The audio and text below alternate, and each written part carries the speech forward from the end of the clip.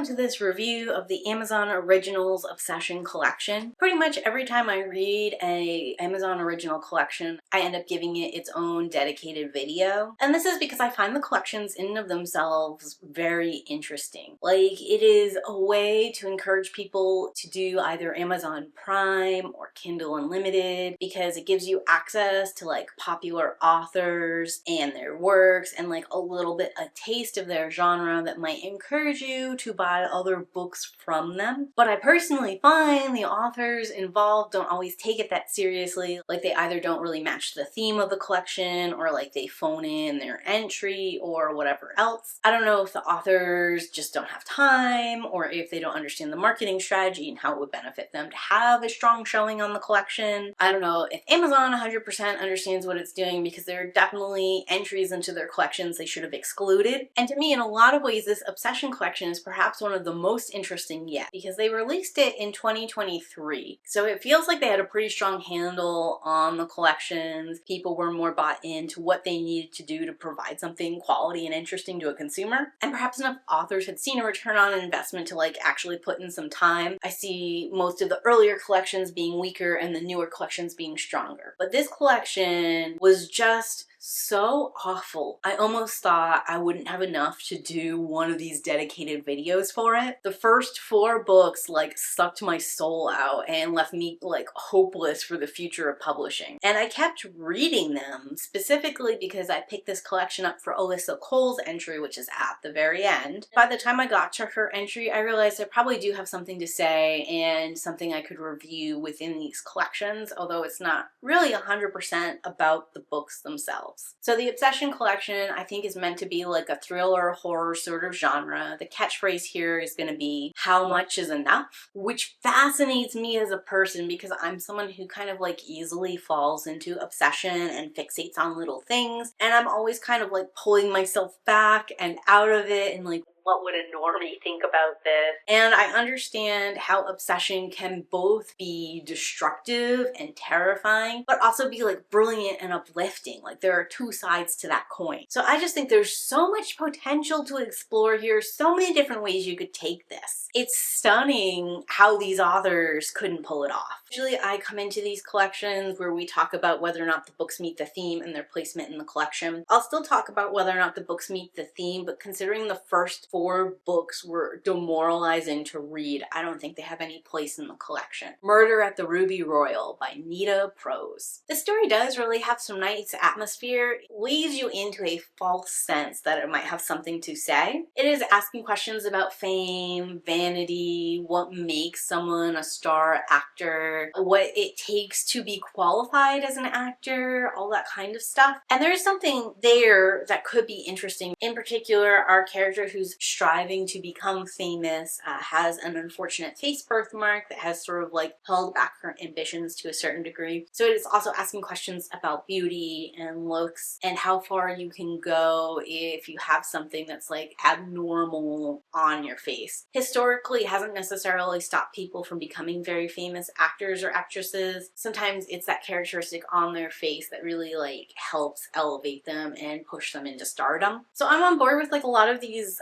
themes and questions and things. I like the atmosphere. I will say the characters are not very character-y. They're like very flat, cardboardy, way too many of them introduced and not enough time to really flesh anybody out. There's an obvious murder that happens at the start and then I guess we're trying to figure out who killed that person. But it's like, I don't know that I care. The way it's told from this first-person perspective sort of makes it pretty obvious who killed her, even though everyone hated her and had motive. The end conclusion we leave off on just doesn't feel like fun or good or surprising or engaging. I do think it fits into the Obsession collection, how far is too far kind of questioning. We are like asking how far you would go for fame, what you're willing to do, who you'll betray, all that kind of fun stuff. I think it also makes attempts to go intense and creepy, which is fun with Obsession, but it doesn't succeed in its execution. Next is Mosquito by B.A. Paris. I would would have loved This Is Enough. It has a lot of different components that I think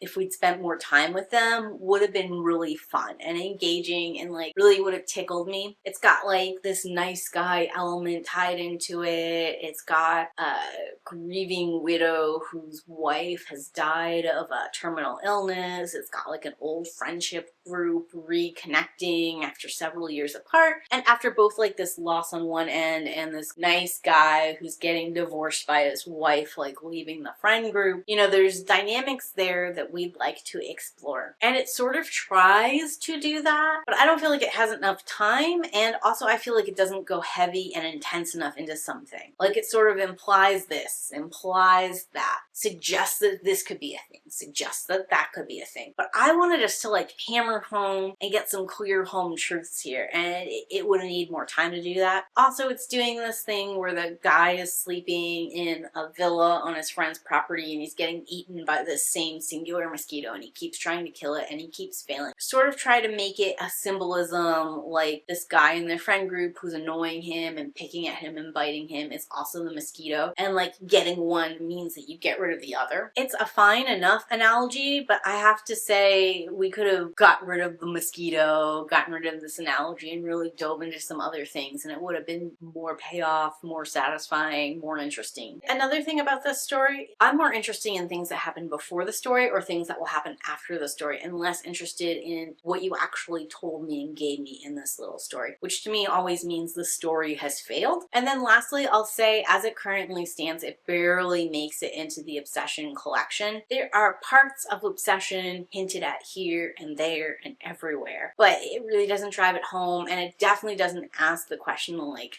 how far is too far? Next, People Like Them by Minka Kent. I hated this, and I hated it for multiple reasons. First of all, it's told in multiple first-person perspectives where we directly get to hear that character's thoughts, feelings, emotions in the moment. The story is leading to a twist reveal, so all these thoughts, feelings, and emotions have to sort of intentionally misdirect the reader to make that work, and that's not how internal thoughts and feelings work. That makes me so mad. It makes it feel very contrived. Also, this story is leading to like a kumbaya ending that I don't feel it earned and I low-key hate. The story is like a domestic abuse, rape, revenge kind of story, which is usually a genre I'm really into. And it kind of fails on that front for me too, because it's so effing basic. The nuance and interactions that happen between the abuser and the abused, the turnabout and the twisting of like the uneven power dynamics, I'm there for that. I'm there for a catharsis revenge moment. I guess you get the catharsis revenge moment, but we don't get enough of like the uneven power dynamic and the way she turned that dynamic to make it feel like satisfying or good or triumphant for me. Also, as someone who has spent years and years in food service, and also someone who just hosts and cooks dinners fairly frequently, I have issues with how that is portrayed and handled as well. Feels super unrealistic.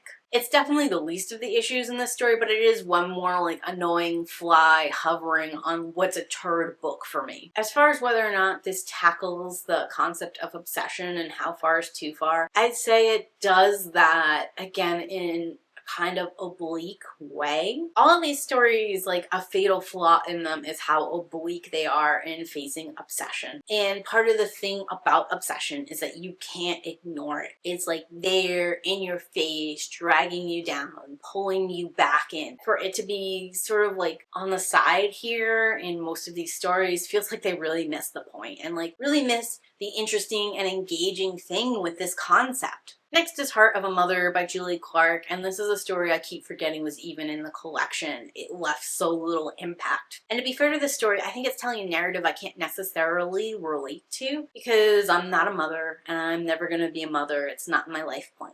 Been a daughter, so like a mother-daughter relationship, you know, has relevance to me to a certain extent. The uniqueness of this specific relationship where this mother was kind of like forced to give birth to this child, forced to give this child up as an adoption, and then is like desperately trying to find her and reconnect her in her adult life. I think that had promise, was interesting, and was like a slice of Americana history that sort of feels like we should talk about more and we don't. But then like the twist twist reveal here is that she's being catfished by this girl who's not actually her long lost daughter, and the whole like moral warning of being catfished or whatever kind of like takes over the ending here. And it feels like if you wanted to do a catfish story, there were a lot more relatable basic things you could have done. It really overshadows this other thing you were doing with this like lost, estranged, put off connection. There's definitely an element of obsession, and I think the element of obsession there, like the mother-daughter relationship, supporting your child, being there for your child, being a quote-unquote good mother, is a larger conversation we need to have. It is an obsessive, even sometimes dangerous and negative kind of trait. One way that you could see an example of this that perhaps would be more common than the specific women's situation is like with school shooters. A lot of times we turn around and be like, why didn't the mother know? Why wasn't there different parenting interventions? All that kind of stuff. Or kind of like taking a teen who's actually starting to become their own person and like really falling out of control of the parental guidelines and bond, and still blaming those actions on the parent and turning to the parent for answers. And that's a little bit like America's obsession with family dynamics and relationships at play and societal pressures that, you know, may or may not reflect reality. I'm willing to like dissect those on an individual basis, but it's like a societal obsession to a certain point. And we were building with that, we were going there with this story, and then we just took a hard turn into something else, and I didn't like that. Also, I'll say the mother character acting overeducated, over enlightened, a little too much therapy speak for me. I don't know what it was, but the character felt too polished, overly curated, false in some kind of way, because that was the facade that we were being continually pushed, and like we were being told this was a genuine and real person. There was part of me for waiting for that mask off moment that we never really got either. Of all the stories I didn't really care for in this Obsession collection, I'm most open to hearing rebuttals about this one. Next is going to be Slot Machine Fever Dreams by Bohlalian, partially written in second person. Has a femme fatale. Immediate love for me. Does it have an off-the-rails crack fan fiction kind of vibe? Is it pulpy and noir-y and over-the-top and completely unbelievable? Yes. And is that so refreshing and different than everything that's come before and been terrible? Also yes. I like that this story breaks up what's been like some super serial but not very good stories that are ahead of it. I like that it sets the tone and pacing as a little bit lighter and more fun going into the next one in the collection. I will say I don't get obsession vibes from this. I guess you could say both the female character and like the main male character we get to know have their own fixations that have driven them to where they are in life, but like the thrust of the story is not obsession or an obsession. I guess you could say because it's set in Vegas and the dude is pretty into gambling, and gambling addicts have like an obsession with the flashing lights and the wheels and the mesmerizing whatever. All of that can play into that obsession theme. The location itself is the obsession. I'm not sure I'm with you on that argument, but I see a case for it. There's not a lot to this story in its own way,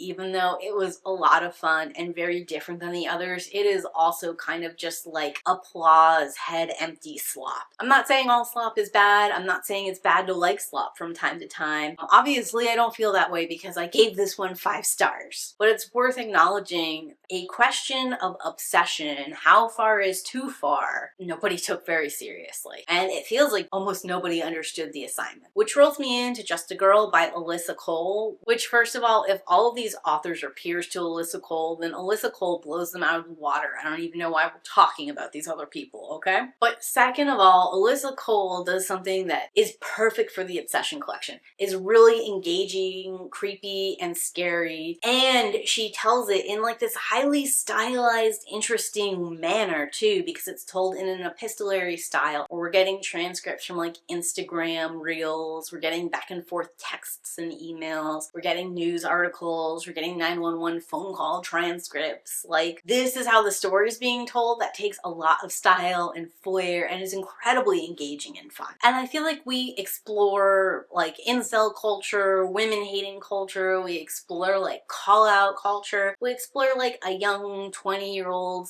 woman's naivety. We also have like this great, more jaded female, or presumably female, character who is sort of like helping her. There's just a lot of moving parts, a lot of interesting dynamics, and a bunch of various obsessions and what you can do with those obsessions if you have the right skill set or know the right people. It's scary, it's uplifting, it's all of the things. I really like it and would highly recommend it. For this book alone, it's worth having the Obsession collection, but I don't know that I'd bother reading anything except for this one. And that's gonna be all of my thoughts and feelings on the Obsession collection. I think this might be the new low point for me in these Amazon originals, even below Lisa Unger's series, which, you know, I had problems with because it's not a series, it's one long book they chopped up into 4. But talk to me in those comments down below. Have you read the Obsession? Do you have any thoughts, feelings, opinions on any of the books I've mentioned? Go ahead and shout that out for me. Give me a new perspective to this thing that was a monotonous tedium. Thanks for watching, and as always, keep reading.